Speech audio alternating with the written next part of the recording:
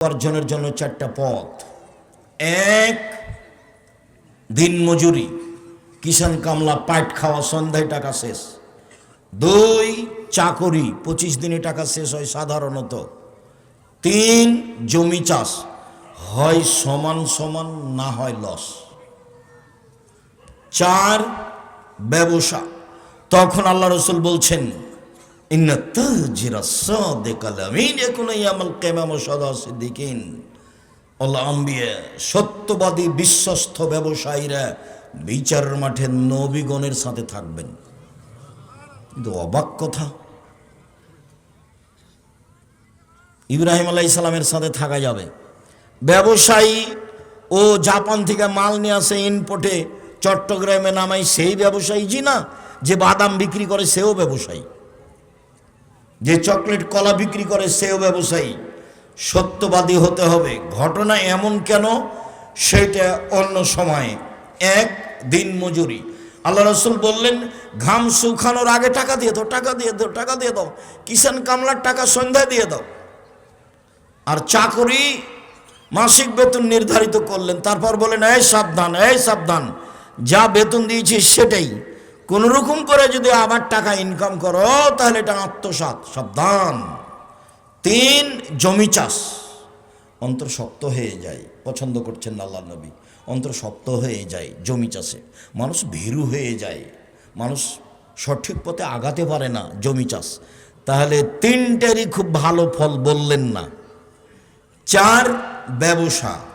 তখন বলছেন, সত্যবাদী বিশ্বস্ত ব্যবসায়ীরা নবীদের সাথে জান্নাতে থাকবেন। শুধু তাই নয়, আবার বলছেন, ইয়া মাশারাত তুজ্জার, হে ব্যবসায়ীরা শোনো, ইন্নাল বায়া ইয়াহজারুল কিজবাল হালাফ। ব্যবসাতে মিথ্যা কথা চলে আসে, কসম চলে আসে। ব্যবসাতে মিথ্যা কথা চলে আসে, কসম চলে আসে, অজান্তে চলে আসে। ফাসুবহু বিসাদকা, দান করে মিটিয়ে দাও। ব্যবসার সময় এভাবে বললেন। শুধুমাত্র ব্যবসা করে আপনি জাতির উপকার করতে পারেন, অসহায় মানুষের পাশে দাঁড়াতে পারেন। একটু আগে দানের কথা বলছিল, তা ভারত, বাংলাদেশ, পাকিস্তানে আমরা বুঝেছি যে যে দান চাই তার প্রয়োজনে চাই। মানে আমাদেরকে বুঝাতে ভুল করেছে। আমাদেরকে বুঝতে হবে আমি আমার প্রয়োজনে দান করি। ইবাদতের জগতে সবচেয়ে শক্তিশালী, ক্ষমতাধর, পাওয়ারফুল ইবাদত হলো দান। ইবাদতের জগতে সবচেয়ে শক্তিশালী, ক্ষমতাধর, পাওয়ারফুল ইবাদত হলো দান। সালাত আদায় করে জান্নাত পাওয়া যায়, জান্নাত কিনা যায় না। হজ করে জান্নাত পাওয়া যায়, জান্নাত কিনা যায় না। রমজান মাসে সিয়াম থেকে জান্নাত পাওয়া যায়, জান্নাত কিনা যায় না। দান এমন একটা জিনিস যা দিয়ে জান্নাত কিনা যায়। এরকম কোনো ইবাদত পৃথিবীতে নেই। দান এমন একটা ইবাদত যা দিয়ে মাল বালা মুসিবত দূর হয়ে যায়। দান এমন একটা ইবাদত যা দিয়ে সমস্যা দূর হয়ে যায়। দান এমন একটা ইবাদত যা দিয়ে কবরের শাস্তি বন্ধ হয়ে যায়। দান এমন একটা ইবাদত যা দিয়ে মরা মানুষের পাপ মিটে যায়, বুখারী মুসলিমের হাদিস। দান এমন একটা জিনিস যা হলো দলিল, বিচারের মাঠে আমি দাঁড়াবো, আমি জান্নাত পাবো। আল্লাহ বলবেন কেন? আমি বলবো আমার কাছে দলিল আছে, এই জমি আমার, এই যে দলিল, এ বাড়ি আমার, এই যে দলিল, জান্নাত আমি পাবো। কেন? এই যে আমার কাছে দলিল আছে। দান দিয়ে আল্লাহকে সন্তুষ্ট করা যায়, দান দিয়ে মানুষের পাপ মিটে যায়, যেভাবে পানি দিয়ে আগুন নিভিয়ে যায়। ওটা ব্যতিক্রম ইবাদত। শুধুমাত্র ব্যবসা করেই মানুষ অসহায় মানুষের পাশে দাঁড়াতে পারে। এই জন্য রাসূল সাল্লাল্লাহু আলাইহি সাল্লাম ব্যবসার কথাটি এইভাবে উল্লেখ করেছেন। বাকি পদ্ধতিতে মানুষ অসহায় মানুষের পাশে তেমন দাঁড়াতে পারে না। বলছিলাম শিরক। রাসূল সাল্লাল্লাহু আলাইহি সাল্লাম বললেন, পৃথিবীর মানুষ, লা তুশরিক বিল্লাহি ইন কতালতা হুররিকতা, জ্বালিয়ে দেওয়া হলেও শিরক করো না, হত্যা করা হলেও শিরক করো না, শিরক মহাপাপ। রাসূল সাল্লাল্লাহু আলাইহি সাল্লাম বলেন, আল্লাহ তাআলা বলেন, আদমের ছেলে মেয়ে শোনো, মা দাওয়াতানি রাজাউতানি, তুমি যেভাবে ডাকো আমি সেভাবে থাকি, তুমি যেভাবে ডাকো আমি সেভাবে থাকি, তুমি যেভাবে আশা পোষণ করো সেভাবে আমি পূর্ণ করে থাকি। তুমি যেভাবে আশা পোষণ করো সেভাবে আমি পূর্ণ করে থাকি। আমি ক্ষমা চাইলে ক্ষমা করে দিই। আমি পরোয়া করি না তুমি কত বড় পাপী, আমি পরোয়া করি না তুমি কত বড় পাপী। আদমের ছেলে মেয়ে শোনো, তোমাদের পাপ বেশি হতে হতে যদি আকাশে লেগে যায়, পাপ আর পাপ আকাশ জমিন ভর্তি আছে। এরপরে যদি আমাকে বলো, যেভাবে বলো আমি সেভাবে থাকি, যেভাবে আশা পোষণ করো সেভাবে পূর্ণ করে থাকি। ক্ষমা চাইলে ক্ষমা করে দিই। পরোয়া করি না তুমি কত বড় পাপী, আমি পরোয়া করি না তুমি কত বড় পাপী। এই কথা আল্লাহ তাআলা আবার বিচারের মাঠে বলবেন। বিচারের মাঠে আমাদের সামনে আসবেন, এসে আল্লাহ বলবেন, আদমের ছেলে মেয়ে শোনো, বিচারের মাঠে তোমরা যেই পরিমাণ পাপ নিয়ে উপস্থিত হয়েছ সেই পরিমাণ আমি ক্ষমা নিয়ে উপস্থিত হয়েছি। তোমাদের যেই পরিমাণ পাপ আমার সেই পরিমাণ ক্ষমা, তোমাদের যেই পরিমাণ পাপ আমার সেই পরিমাণ ক্ষমা। তোমাদের পাপ যত আমার ক্ষমা তত, তোমাদের পাপ যত আমার ক্ষমা তত, যদি শিরক না থাকে। এটা মূল কথা। থাকলে পাপ ক্ষমা হচ্ছে, শিরক থাকলে হবে না। গাড়িটা চাঁপাইনবাবগঞ্জ যাবে, ঢাকা থেকে ছুটেছে দেশ ট্রাভেলস। সূর্য ডুবার সাথে সাথে গাড়িতে আলো দিলে, এই ছেলে গাড়িতে আলো দিলে কেন? মালিকে বলেছে সূর্য ডুবার সাথে সাথে গাড়িতে আলো দিতে হবে। তাহলে মালিক হিন্দু নাকি? এই কাজ তো হিন্দুদের। ব্যাপারটা কি বলার সময় বলছে, শাহ মখদুম রহমতুল্লাহ আলাইয়ের পবিত্র জমিনের লক্ষ্যে ছুটছে গাড়ি। শাহ মখদুমের বাবার জমি। অবাক কথা, কালিমায়ের বাবের আকাশ, ওর মায়ের আকাশ, আল্লাহর আকাশ। আমি যখন সিলেট কোর্টে দাঁড়ালাম 5,000 কোটি টাকার মামলা নিয়ে, তা আমাকে জজ বলছে, আপনি কি পিস টিভির আলোচক? বললাম জি। আপনার মামলাটা খারিজ করে দিলাম। সত্য পথে থাকেন, যা হবে হবে, সুলি হোক ফাঁসে হোক, অল্প দিন বাঁচতে এসেছি। আমি শিরক করে বাঁচতে রাজি নই। ইনশাল্লাহ আমি কখনো শিরক করে বাঁচতে রাজি থাকবো না। ঢাকাতে করোনা হয়েছে, এক লোককে দেখতে গেছি, জামিয়া সালাফিকে ভালোবাসে এই জন্য। তখন ওরা 2 ভাই বোন আছে আর ছেলে মেয়ে, আমাকে হাত দিয়ে অনুরোধ করছে, হুজুর ভিতরে যাবেন না, হুজুর ভিতরে যাবেন না, আপনি আমার আব্বার গায়ে হাত লাগান না। বলো কি তুমি? আমি রাজশাহী থেকে এসেছি তোমার বাপের গায়ে হাত লাগিয়ে দোয়া করে যাবো, এই জন্য তোমার বাপের গায়ে হাত লাগিয়ে দোয়া করবই। এতে যদি আমাকে করোনা ধরে, আমি বলবো না তোমার বাপের কারণে আমাকে করোনা ধরেছে, আমি বলবো পৃথিবী সৃষ্টির 50,000 বছর পূর্বে আমার নামে করোনা লেখা হয়েছিল, সেই জন্য ধরেছে। আমি তো এইটা বিশ্বাস করি, রাসূল সাল্লাল্লাহু আলাইহি ওয়াসাল্লাম বলেছেন, মানুষের 4টা জিনিস লেখা আছে পৃথিবী সৃষ্টির 50,000 বছর পূর্বে। 1 হায়াত, জীবন, 2 মরণ, 3 রুজি, 4 রোগ ব্যাধি। সেই দিন যদি আমার করোনা লেখা হয়ে থাকে, তাহলে আজকে আমাকে করোনা ধরবে যদি আমি পাথরের ভিতরে ঢুকে থাকি তবু। আর যদি সেদিন লেখা না হয়ে থাকে, আজকে ধরার কোনো প্রশ্নই আসে না।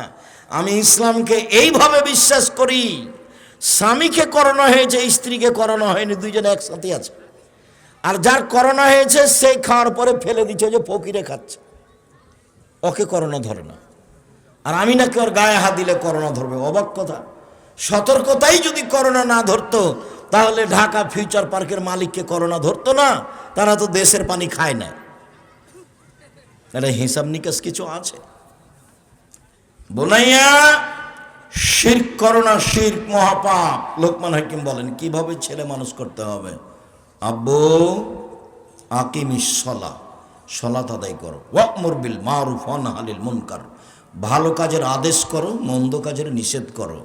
পিতা ছেলেকে বলবেন, আব্বু সালাত আদায় করো, ভালো কাজের আদেশ করো, মন্দ কাজের নিষেধ করো। তার মানে ছেলে মেয়েকে ভালো কাজ জানতে হবে, মন্দ কাজ জানতে হবে। বাপি জানে না ভালো কাজ কাকে বলে, মায়ও জানে না ভালো কাজ কাকে বলে।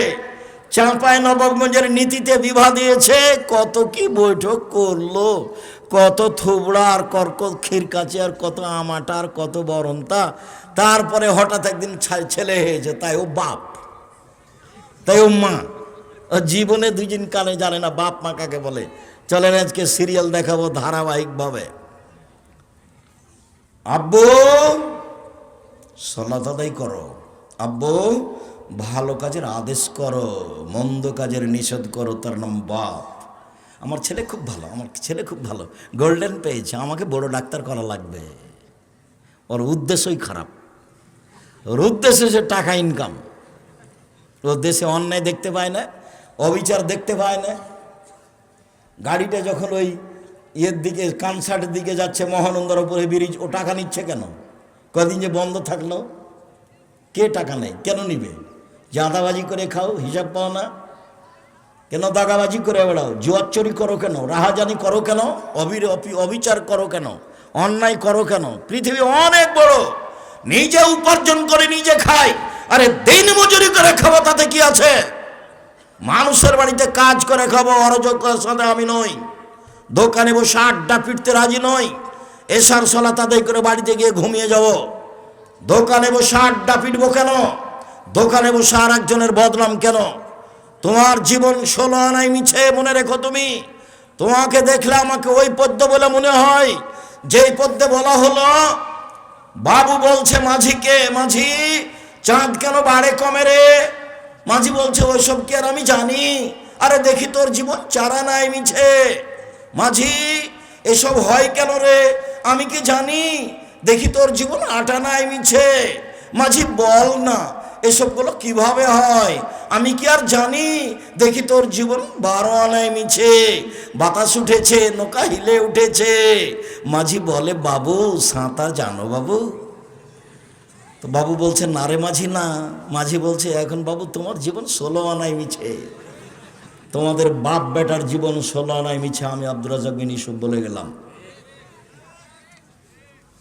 জীবনে কিছু করে গেলে না তোমরা, শুধু মানুষের সাথে অন্যায় অবিচার করে গেলে। দেবীনগরে আমার ক্লাসমেট আব্দুল হাজি চেয়ারম্যান হয়েছে, তো বলছে আব্দুর রাজ্জাক তোর গ্রাম দিয়ে যে রাস্তাটা তোর বাড়ির উপর দিয়ে যাবে, ওখান দিয়ে তো কি করবি?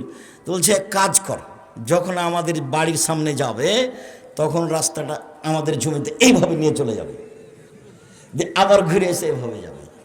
তো হাসছে, বলে এইভাবে বলছিস কেন? ওর কোনো সমস্যা নেই, ও করে দে।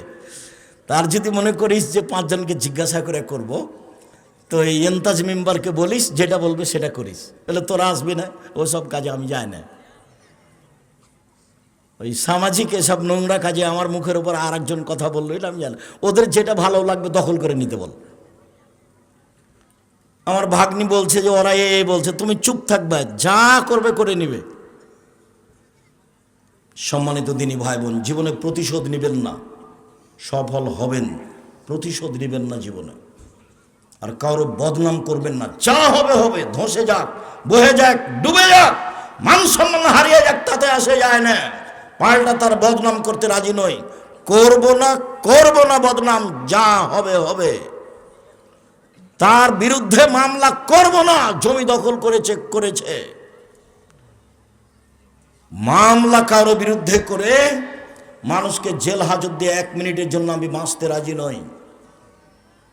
সম্মানিত দিনী ভাই বোন, শুনুন, কিভাবে ছেলে মেয়েকে জাহান্নাম থেকে বাঁচাবেন, শিক্ষিত কিভাবে করবেন। এবার শুরু হয়ে গেল একসাথে বাপ মা জিম্মেদার। একই ভাষা আল্লাহ রসুলের মুখের, একসাথে মাও জিম্মেদার, বাপও জিম্মেদার, বাপও জিম্মেদার, মাও জিম্মেদার, একসাথে একই ভাষা। চলেন দেখি কয়েকটা। আবু হুরায়রা রাদিয়াল্লাহু তাআলা আনহু বলেন, রাসূল সাল্লাল্লাহু আলাইহি ওয়াসাল্লাম বলেছেন, কুল্লু মাউলুদিন ইউলাদু আলাল ফিতরা, প্রত্যেকটা ছেলে মেয়ে নিয়ে ইসলামী ধারণ ক্ষমতা নিয়ে জন্মগ্রহণ করে। ফাবুহু ইউহাবেদানিহি, তার পিতামাতা তাকে ইহুদি করে দেয়। ইমাজ্জিসানিহি, তার পিতামাতা তাকে আগুন পূজক করে তোলে। ইনাসরানিহি, তার পিতামাতাকে খ্রিস্টান করে তোলে। এই ছেলে বসো, ব্যস্ত হচ্ছ কেন তুমি? চায়ের স্টলে যারা এখন আছে, তুমি কি মনে করছো তারা সফল? তারা হলো নিম্ন শ্রেণীর মানুষ। আমি আব্দুর রাজ্জাক বিন ইউসুফ এখানে এসেছি, ও চায়ের স্টলে কেন? আপনি কি বুঝাতে চাচ্ছেন? যেখানে জিলাপি বিক্রি হচ্ছে সেখানে আপনার মেয়ে কেন গেছে? ও ক্লাস 10-এ পড়ে, ওকে হিন্দুর মেয়ে নাকি? ও ইহুদির মেয়ে? আপনি বাপ, আমি আপনাকে বাপ বলে ডাকতে নিষেধ করেছি, আপনার মেয়ে যেন আপনাকে চাচা বলে ডাকে। চলেন আপনাকে দেখাচ্ছি আজকে। আর আপনার স্ত্রীকে আপনার মেয়ে যেন খালা বলে ডাকে। আপনি বাপ হিসেবে উপযুক্ত বাপ নন, এই জন্য আপনাকে চাচা বলে ডাকা উচিত। আমি নিশ্চিত জানি আপনি বাপ, আমি জানি আপনি বাপ, তারপরে আমার আফসোস বলছে, আমার দুঃখ বলছে আপনার ছেলে আপনাকে চাচা বলে ডাকুক। জবাব আমি দিব কেন? ওই যে ওখানে মেয়ে আপনার দোকানে বসে আড্ডা পিটছে, জিনিস কিনছে, ওর বাপ নেই, ওর ভাই নেই, ওর স্বামী নেই, ওর দেবর নেই, ওর ভাসুর নেই, ওর বোনের ছেলে নেই, ওর ভাইয়ের ছেলে নেই। ও কোন শরমে ওখানে এই যে জিনিস কিনে? কোন শরমে কিনে? কোন হায়ায় কিনে? কোন লজ্জায় কিনে? ওর বাপ কাপুরুষ, সেই জন্য যায় ওখানে। ওর স্বামী কাপুরুষ, সেই জন্য যায়। কাপুরুষ স্বামী জাতির অন্যায় করে তাহাজ্জুদ পড়ে জান্নাত কিনতে চান। জান্নাত অত সহজ? দেখি জান্নাত কেমন সহজ না হালকা। রাসূল সাল্লাল্লাহু আলাইহি ওয়াসাল্লাম বলছেন, হজবাতিন নারবি শাহওয়াত, মনের ইচ্ছা দ্বারা জাহান্নাম ঘেরা আছে। হজবাতে জান্নাত বিমাকারে, নিয়ম নীতি, কষ্ট, ক্লেশ, ত্যাগ, তিতিক্ষা, অনেক কিছু দিয়ে জান্নাত ঘেরা আছে। জান্নাত তো সহজ নয়, জাহান্নাম সহজ। মন মতো চললেই জাহান্নামে যাওয়া যায়। জাহান্নাম যেতে কষ্ট লাগে না, সমস্যা হয় না। রাসূল সাল্লাল্লাহু আলাইহি ওয়াসাল্লাম বলছেন, প্রত্যেকটা ছেলে মেয়ে ইসলামী ধারণ ক্ষমতা নিয়ে জন্মগ্রহণ করে। প্রত্যেকটা ছেলে 5 ওয়াক্ত সালাত আদায় করতে পারবে, করলো না কেন? প্রত্যেকটা ছেলে এশার সালাত আদায় করে বাড়ি চলে যেতে পারবে, গেল না দোকানে বসলো কেন? প্রত্যেকটা মেয়ে নখ কেটে ছোট করতে পারবে, নখ বড় রাখলো কেন? নখে নেইল পালিশ লাগালো কেন? ইহুদি খ্রিস্টানদের পতিতালয়ের মেয়েরা নখে নেইল পালিশ দেয়। ইহুদি খ্রিস্টানদের পতিতালয়ের মেয়েরা নখে নেইল পালিশ দেয়। ভুরু তুলে চিকন করলো কেন? দাঁত ছিলে চিকন করলো কেন? মাথার সামনের চুল ছোট করলো কেন? পুরুষের পোশাক শার্ট প্যান্ট পরেও বাজারে যায় কেন? ভ্যানিটি ব্যাগ কাঁধে করেও বাজারে যায় কেন? ওর স্বামী নেই, ওর বাপ নেই, ওর মানেও গেল কেন? রাসূল সাল্লাল্লাহু আলাইহি ওয়াসাল্লাম বলছেন, ওর বাপ মা ওকে যেতে বলেছে, সেই জন্য গেছে। আমি বলিনি, আল্লাহ রাসূল বলছেন ওর বাপ মা। ওর বাপ মা ওকে ইহুদি করেছে, ওর বাপ মা ওকে খ্রিস্টান করেছে, ওর বাপ মা তাকে আগুন পূজক করেছে। ওর বাপ মা যেভাবে গড়ে তুলেছে, ছেলে মেয়ে সেভাবে গড়ে উঠেছে। চাঁপাই নবাবগঞ্জের ভাষায়, সঙ্গ দোষে লোহা ভাসে। লোহা পানিতে ছেড়ে দিলে ডুবে যাবে, কিন্তু লোহা যদি কাঠের সাথে লাগিয়ে দেওয়া হয় তাহলে ভাসবে। এর বাপ মা হচ্ছে সঙ্গ। সবচেয়ে কাছের মানুষ পিতামাতা, তার পিতামাতাই তাকে পশু বানিয়েছে, সেই জন্য পশু হয়েছে। বুঝেও বুঝে না ওরা, অন্তর আছে বুঝে না, দেখেও দেখে না ওরা, চক্ষু আছে দেখে না, শোনেও শোনে না ওরা, কান আছে শোনে না। উলায়েকা কালানাম, তারা পশু প্রাণীর মতো, তারা গরু ছাগলের মতো, তারা কুকুর শ্রীগের মতো, বালু মাজাল বরং তার চেয়ে খারাপ। ভ্যানিটি ব্যাগ হাতে করে চলে গেলো বাজারে আপনার মেয়ে, তখনও সে পশু প্রাণী নয়, তখনও সে গরু ছাগল নয়, তখনও সে কুকুর শ্রীগাল নয়। তো কাকে আল্লাহ এ কথা বললেন? আপনি কে? আপনার স্ত্রী কে? একই শব্দ দুইজন। চলেন দেখি। আব্দুল্লাহ ইবনে ওমর রাদিয়াল্লাহু তাআলা আনহু বলেন, রাসূল সাল্লাল্লাহু আলাইহি ওয়াসাল্লাম বললেন, আর রাজুলু রাইন ফি আহলি বাইতিহি ওয়া হুয়া মাসউলুন আন রায়াতিহি, যে বাড়ির মালিক, ছেলে মেয়ের বাপ, স্ত্রীর স্বামী, তাকে তার ছেলে মেয়ে সম্পর্কে বিচারের মাঠে জবাব দিতে হবে। জবাবে পরাজয় হলে জাহান্নাম হবে। তাহাজ্জুদ দিয়ে বিচারের মাঠে টিকতে পারবে না স্বামী স্ত্রী। ওয়াল মারাতু রাইয়া ফি বাইতি যাওজিহা ওয়া ওয়ালাদিহি, স্ত্রী স্বামীর বাড়িতে, ছেলে মেয়ের জন্য দায়িত্বশীলা, বিচারের মাঠে তাকে তার দায়িত্ব সম্পর্কে জিজ্ঞাসা করা হবে। এই মা যদি বিচারের মাঠে জবাব দিতে না পারে, তাহলে এই মা তাহাজ্জুদ দিয়ে বিচারের মাঠে টিকতে পারবে না, ফলাফল খারাপ হবে। হাদিস বুখারী মুসলিম। আগেরটা ছিল বুখারী মুসলিম, এটাও বুখারী মুসলিম। চলেন 3। আবু হুরায়রা রাদিয়াল্লাহু তাআলা আনহু বলেন, রাসূল সাল্লাল্লাহু আলাইহি সাল্লাম বলেছেন, কুল্লু নাফসিন মিন আদম সাইয়্যিদ, আদম সন্তান সবাই কর্তা, তাকে জবাবদিহি হতে হবে। ও রাজুল রাইন রাজুল সাইয়্যিদুন ফি বাইতি আহলিহি, স্বামী পিতা এই বাড়িতে কর্তা, তার কর্তৃত্ব সম্পর্কে জবাবদিহি হতে হবে। অল মারাতু রাইয়া ফি বাইতি যাওজিহা অল মারাতু সাইয়্যিদা ফি বাইতি যাওজিহা ওয়া ওয়ালাদিহি, স্ত্রী ছেলে মেয়ের মা, কর্ত্রী, বিচারের মাঠে তাকে তার কর্তৃত্ব সম্পর্কে জিজ্ঞাসা করা হবে। শুনুন, নিজের কাজ করে যে তাকে বলে কর্মী, অপরের কাজ দেখে যে তাকে বলে কর্তা। নিজের কাজ করে যে তাকে বলে কর্মী, অপরের কাজ দেখে যে তাকে বলে কর্তা। আপনি 5 ওয়াক্ত সালাত আদায় করলেন, আপনি কর্মী। আপনার ছেলে মেয়েকে সালাত আদায়ের জন্য বললেন, তখন আপনি কর্তা। আপনার স্ত্রী নিজে সালাত আদায় করলো, তখনও মহিলা কর্ত্রী। ছেলে মেয়েকে ঘুম থেকে উঠালো, সালাতের জন্য বলে দিল, আম্মু পেশাবখানায় ঢোকার সময় দোয়া পড়ে ঢোকবা, ওঠার সময় দোয়া পড়ে আসবা, ডান হাতে গিলাস ধরবা, ডান হাতে বদনা ধরে বাম হাতে পানি খরচ করবা, পানি খরচ শেষ হয়ে গেলে সাবান দিয়ে মাটি দিয়ে হাত মেজে নিবা। এইটা হলো মা, এখনো হলো কর্ত্রী। নিজের কাজ করে যে তাকে বলে কর্মী, অপরের কাজ দেখে যে তাকে বলে কর্তা। দেখি আপনার স্ত্রী বাড়িতে কি কর্ত্রী আর আপনি কি কর্তা। আপনার স্ত্রী বাড়িতে কি করে? ভালো করে রান্না করতে পারে, সেই জন্য আপনি খুশি।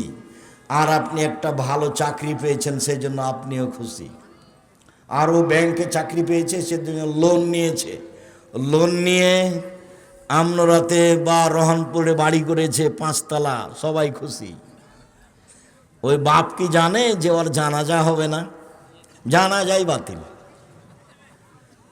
লোন নিয়ে যে বাড়ি করেছে, ওর জানাজা হবে না। রাসূল সাল্লাল্লাহু আলাইহি সাল্লাম সালাতে সালাম ফিরার পূর্বে একটা দোয়া পড়তেন, আল্লাহুম্মা ইন্নী আউযু বিকা মিন আযাবি জাহান্নাম, আউযু বিকা মিন আযাবিল কবর, আউযু বিকা মিন ফিতনাতিল মাসিহিদ দাজ্জাল, আউযু বিকা মিন ফিতনাতিল মাহি ওয়াল মামাত, আল্লাহুম্মা ইন্নী আউযু বিকা মিনাল মা'সাম ওয়াল মাগরাম। তোমার কাছে বাঁচতে চাই বড় পাপ হতে, তোমার কাছে বাঁচতে চাই ঋণ কর্য হতে, আল মা'সাম ওয়াল মাগরাম। তোমার কাছে বাঁচতে চাই বড় পাপ হতে, তোমার কাছে বাঁচতে চাই ঋণ কর্য হতে। রাসূল সাল্লাল্লাহু আলাইহি সাল্লাম দিন রাত বলতেন, আল্লাহ তুমি আমাকে ঋণ থেকে বাঁচাও, আল্লাহ তুমি আমাকে ঋণ থেকে বাঁচাও। রাসূল সাল্লাল্লাহু আলাইহি সাল্লাম জানাজাতে দাঁড়িয়ে বলতেন, এই শোনো, এই লোকের ঋণ আছে নাকি? বলে আছে। ঠিক আছে, আমি গেলাম। কেউ পরিশোধ করার আছে? জি আছি আমি। ঠিক আছে, তুমি পরিশোধ করে দাও, জানাজা করালাম। এই লোকের ঋণ আছে? জি। কেউ পরিশোধের আছে? নেই। আমি চলে গেলাম, জানা যায় নাই তার। আর এখন তো লাশ রেখে চলছে ঘন্টার ঘন্টা বক্তব্য। আরো যদি দল পার্টি করে থাকে তাহলে আরো। মরার সাথে সাথে তাকে জানাজা দিয়ে মাটি দিতে হবে, এটা আদেশ ধুয়ে মুছে গেছে। চাঁপাইনবাবগঞ্জের মানুষ বেশিরভাগ আহলে হাদিস, মানে হাদিস মেনে চলে। আমার 40 বছরের মধ্যে তারা কোনোদিন রাসূলের পদ্ধতিতে বিবাহ দিয়েছে তা আমার জানা নাই। আর তাফসির মাহফিল করে, দুঃখিত, আমি আপনাকে কষ্ট দিতে আসিনি। আমি রহনপুরের তাফসির মাহফিল জানি, আমি চাঁপাইনবাবগঞ্জের তাফসির মাহফিল জানি, ভালোভাবেই জানি। আমাকে সুলতানগঞ্জ গোদাগাড়ির এক তাফসির মাহফিলে আমার এক চাচাতো ভাই এসে বলছেন, মারা গেছে ও, বলছে আজকে রাত তাফসির করলো, এই তাফসির তোরা জানিস না। কি করলো? আরে তোরা জানিস না তো আর কি বলবো, আর কিছু বলবেন তো কি তাফসির করলো, তোরা জানিস না, অথবা ওই তাফসির তোদের বলা হবে না, কিছু বলেন শুনি কি তাফসির করলো। তখন বলছে শোন, ছাড়বি না যখন শোন, কি বলেন দেখি। আদম আলাইহিস সালাম ঘুম থেকে উঠে দেখেন পাশে সুন্দরী টকটকে ঝকঝকে মহিলা। আদম আলাইহিস সালাম হাত বাড়ালেন, ফেরেশতা বললেন থামেন। আদম আলাইহিস সালাম বললেন কেন? মোহর দিতে হবে। আদম আলাইহিস সালাম বলছেন মোহর আবার কি? তখন ফেরেশতারা বলছেন মুহাম্মদ সাল্লাল্লাহু আলাইহি সাল্লামের উপরে 1000 বার দরুদ পড়ে দিতে হবে, এই হলো মোহর। দুঃখিত, নাউজুবিল্লাহ মিন জালিক। পৃথিবীতে সবচেয়ে বড় শিক্ষিত মানুষ আদম আলাইহিস সালাম। আল্লাহ বলছেন কোরআন মাজিদে আমি আদমকে সব কিছু শিখিয়ে দিয়েছি। পৃথিবীতে এমন কোনো জিনিস নাই, কীট পতঙ্গ নাই যেটা আদম আলাইহিস সালাম জানতেন না। পৃথিবীর সবচেয়ে বড় শিক্ষিত মানুষ আদম আলাইহিস সালাম সব কিছু জানতেন। যাকে আল্লাহ সব কিছু শিখিয়ে দিলেন, তিনি বউকে কিভাবে হালাল করতে হবে সেটাই জানলেন না। ধর্ম পাগল হয়ে গেছে। धर्म राजशाही चापाई मुंजर हवाई लड्डू, दोनों हाथ में लड्डू है, जो चाहे उसको खा ले, जो चाहे उसको छोड़ दे। बोल हिसाब ए ताफसीर मिथ्या। मुफास्सिर का 80 160 লাঠি পিটাতে হবে। এই যে বললাম দেখি কোন মায়ের বেটা কথা এভাবে উল্টে ধরতে পারে। আমার হায়াত পর্যন্ত সময় থাকলো, যতদিন আমি বেঁচে আছি। উল্টা চলে কোনো লাভ নেই। বারবার বলছি, জীবনে বেঁচে থাকার জন্য 5 ওয়াক্ত সালাত বাস, হালাল রুজি, প্রয়োজন দিন মজুরি, 3 কোরআন তেলাওয়াত, অন্তত সূরা ইখলাস 3 বার, অন্তত সূরা ইখলাস কোরআন মাজিদ পড়তেই হবে।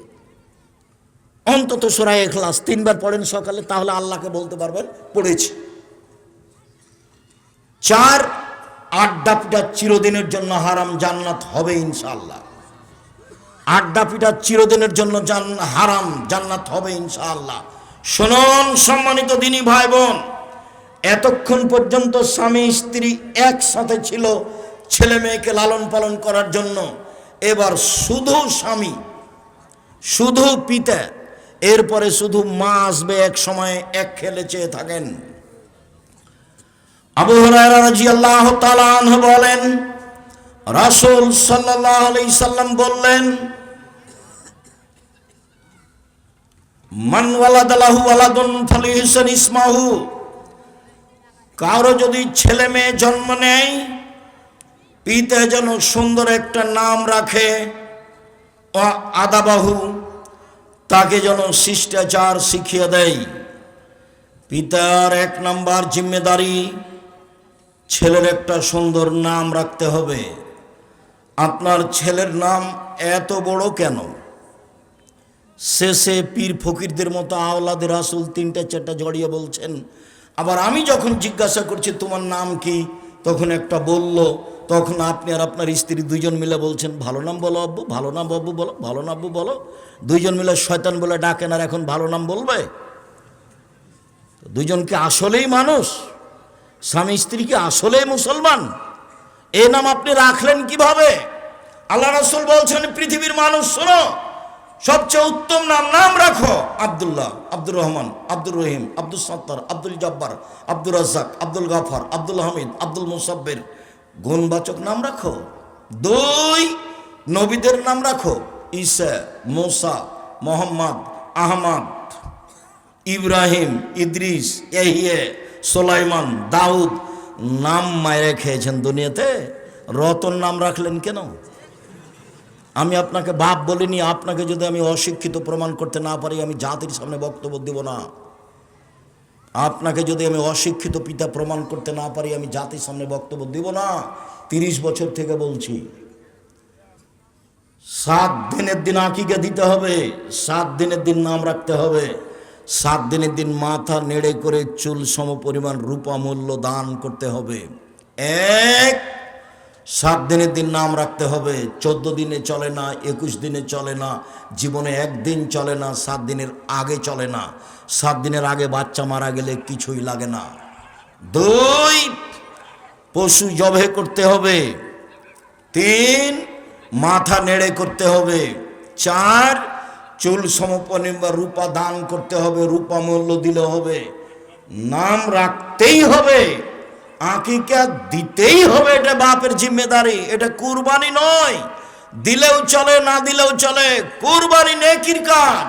আকিকা বাপের জিম্মেদারি, কুরবানি নেকির কাজ। কুরবানি মানে চোখ ঠিকঠাক আছে কিনা দেখো, পা ঠিকঠাক সুন্দর আছে কিনা দেখো, দাঁত উঠেছে কিনা দেখো, কান সুন্দর আছে কিনা দেখো, লেজ ঠিকঠাক আছে কিনা দেখো, মোটা তাজা কিনা দেখো, গ্রামে ফকির মিসকিন আছে কিনা দেখো। কুরবানি মানে নেকি।